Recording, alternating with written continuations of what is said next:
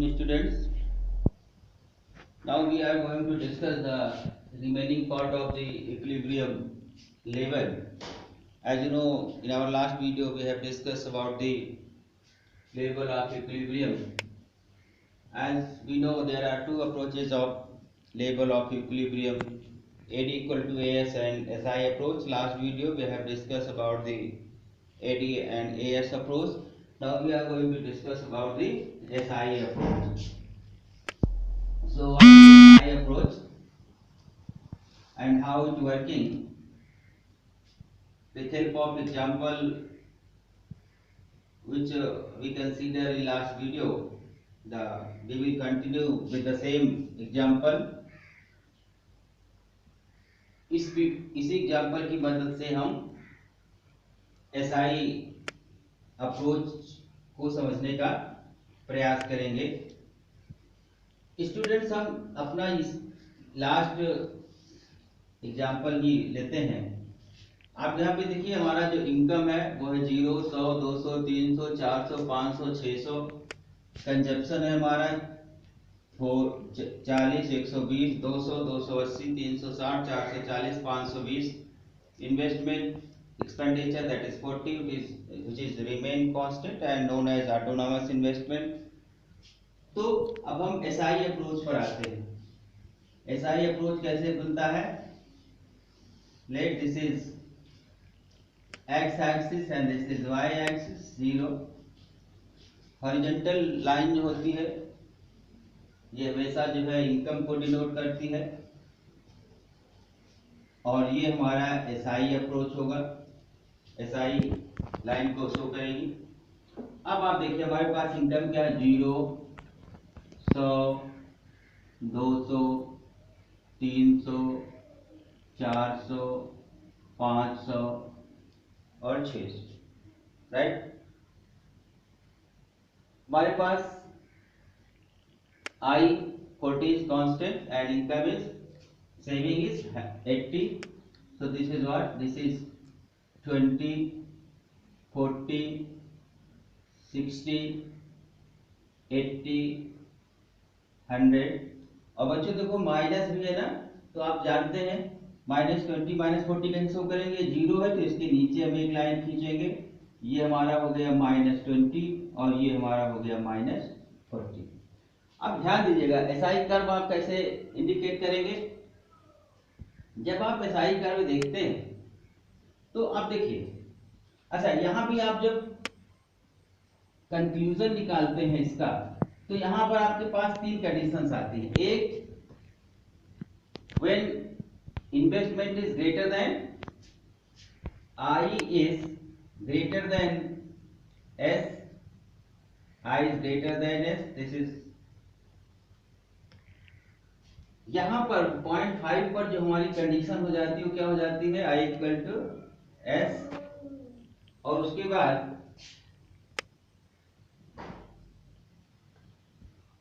S is greater than I। ये 3 conditions होती है। यानी जैसे हमारा AD में कंडीशन हुए थे 3, AD is greater than AS, AD is less than AS and AD equal to AS। There also exist 3 conditions, that is S is less than investment, saving is less than investment, saving equal to investment and saving greater than investment। So now we further move towards the graph। Graph कैसे बनेगा बच्चों? देखो, जब 0 है when income is 0, अच्छा देखिए I क्या है? I is autonomous इन्वेस्टमेंट, तो I का ग्राफ हमेशा क्या होता है? कांस्टेंट होता है। ये it will be remain constant, straight line graph बनता है। एस देखिए, जब हमारा y क्या है? when y is 0, s is -40। तो ये ध्यान से देखिएगा, 40 नहीं, -40। 0 के नीचे की जो लाइन है वो माइनस शो करती है। उसके बाद जब y 100, दिस इज -20। तो -20 का मतलब ये नहीं कि आप यहां आ जाएंगे, नहीं, -20 पर कितना है? 100 है ना, तो आप ये 200 पर कितना? 0। 200 पर जो है ये क्या है? ये हमारा 0, 200 पर 0, ठीक। 300 पर 20, 300 पर ये 20 है। 400 पर 40, जब हमारी इनकम 400 है तो हमारा इन्वेस्टमेंट 40 है और सेविंग भी 40 है।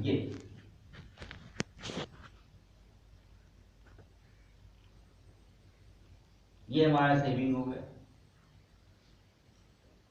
यानी ये क्या है, दिस लाइन, यही हमारा इक्विलिब्रियम पॉइंट है। ये क्या है, इक्विलिब्रियम पॉइंट, जो कि S equal to I show करता है, right. Now dear students, there exist, यहाँ पे कंडीशन एग्जिस्ट करेगी when saving is greater than investment. अब देखिए इसका इंपैक्ट क्या होता है, जब सेविंग ज्यादा है किससे, इन्वेस्टमेंट से, मतलब लोग बचा रहे हैं, peoples are not planning to buying more and more units. मतलब क्या है, हमारा जो इन्वेंट्री होगा वो बढ़ेगा, प्लांट इन्वेंट्री क्या होगा, बढ़ेगा, और इसको प्रोड्यूसर जो है इस condition S equal to I तक लाने का प्रयास करेगा। जब सेविंग ग्रेटर देन इन्वेस्टमेंट होगा, सेविंग बच रहा है, इसका मतलब एम्प्लॉयमेंट अपॉर्चुनिटीज भी कम होंगी, प्रोड्यूसर कम प्रोड्यूस करना पसंद करेगा। और दूसरा, when saving is less then investment, inventory जो है वो राइज करेगी, सॉरी एक चीज करेक्शन कर लीजिएगा, जब हमारा सेविंग जो है when saving is greater than I, it mean saving बढ़ेगा। सेविंग बढ़ने से क्या होगा, सेविंग बढ़ने से हमारा इन्वेंट्री भी बढ़ेगा, हमने शायद कम होना कह दिया था, तो सेविंग अगर बढ़ेगा तो इन्वेंट्री बढ़ेगा। क्यों, क्योंकि सेविंग बढ़ने मतलब कि लोग खर्च कम कर रहे हैं, peoples are planning to buy less commodity. और जब सेविंग कम होगा, जितना कम सेविंग होगा इसका मतलब उतना ज्यादा लोग कंजप्शन कर रहे हैं, उतना ज्यादा वस्तुओं को भोग कर रहे हैं, उतनी ज्यादा वस्तुओं को बाइंग करने का प्लान कर रहे हैं, तो प्रोड्यूसर क्या करेगा, और अधिक वस्तुओं का प्लान करेगा, तो हमारा इन्वेंट्री कम होगा, जो इन्वेंट्री है वो डिक्लाइन करेगा, लेकिन जो हमारी एम्प्लॉयमेंट सिचुएशंस है वो क्या करेगी, ग्रोथ करेगी। तो ये था बेटा कि किस तरीके से हमारा SI अप्रोच काम करता है और कैसे हम उसके ग्राफ को बनाते हैं। Now we are moving very important topic of this chapter, that is K, multiplier, simply known as money multiplier, denoted by K. So what is K? देखिए मनी मल्टीप्लायर मतलब क्या है, सामान्य तौर पे ये माना जाता है कि हम जितना इन्वेस्टमेंट करते हैं उससे कहीं ज्यादा इनकम क्रिएट होती है। The ratio of generation of income is too much comparing the initial investment. So the ratio which determine the rate of increase in income due to change in the investment is known as K. So K बराबर what? K equal to delta Y upon delta I. Delta Y क्या है? Change in income. This corresponding to the change in investment expenditure. यानी K बताता है कि अगर हम initial stage पर कोई इन्वेस्टमेंट करते हैं तो उसके कंडीशन में, उसके कंपेयरिंग में हमारे इनकम में कितना गुना वृद्धि होगा। तो ये आपको K बताता है, ठीक है। अब आप देखिए तो K बराबर क्या होता है, delta Y upon delta I, यानी K is the ratio. K क्या बताता है कि कितने, how many times there will be generation of the income by the initial stage of investment. Now we move further, the relationship between MPC MPC और के बीच में क्या रिलेशनशिप होता है। अब आप देखिए, यहां आप ध्यान समझेंगे, के का फार्मूला क्या होता है, delta Y upon delta I. अब देखो बेटा, यहां ध्यान से देखना, डेल्टा वाई को हम क्या लिख सकते हैं, सी प्लस डेल्टा आई लिख सकते हैं ना, delta C plus delta I. तो हमारा डेल्टा आई क्या हो जाएगा, डेल्टा आई बराबर delta Y minus delta C, right. Okay, अब देखो इस इक्वेशन में हम वैल्यू रखते हैं, पुटिंग वैल्यूज। तो बेटा के बराबर क्या हो जाएगा, डेल्टा वाई, और आई की जगह पर हम लिख दें delta C minus delta, sorry delta Y minus delta C. यहां पे डिवाइडिंग बाय डेल्टा वाई, तो ये क्या हो जाएगा, delta Y upon delta Y, और ये क्या हो जाएगा, delta Y minus delta C upon delta Y. इसको बेटा जब सिंप्लीफिकेशन करेंगे तो डेल्टा वाई से डेल्टा वाई कट जाएगा, तो ये 1 आएगा, और फिर further when we simplify this, ये क्या हो जाएगा, delta Y upon delta Y minus delta C equal to delta Y. अब देखो ये क्या हो जाएगा, 1 हो जाएगा, और इसको मैं लिख सकते हैं ना 1 अपॉन 1 माइनस एमपीसी। बोलो क्यों, तो वो इसलिए बिकॉज क्योंकि delta C upon delta Y बराबर क्या होता है, MPC. So this is the first relation, this is the relation between K and MPC, और इसी के साथ साथ हम एमपीएस से भी निकाल सकते हैं। और अगर ध्यान से देखिए, इसको हम क्या लिख सकते हैं, 1 अपॉन एमपीएस भी लिख सकते हैं। तो के बराबर 1 अपॉन एमपीएस भी होता है, क्यों भाई, क्यों, क्योंकि because 1 minus MPC equal to MPS. तो that is the relation between K and MPS, MPC and K and MPS. So by this relation we can explain how MPC perform, yeah, how K perform in presence of the MPC. So there is very positive relationship between MPC and MPS. Higher MPC denote higher increase in multiplier. We take an example, with help of that example we can understood the relationship, how the relationship work. Let suppose MPC बराबर 0.8, तो हमारा K क्या हो जाएगा, 1 upon 1 minus 0.8, that is 1 upon 0.2, 5 times.